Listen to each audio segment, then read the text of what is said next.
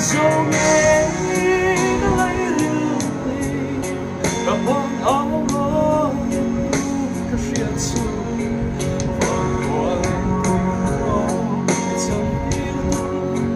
gặp mặt những mắt trên sân bóng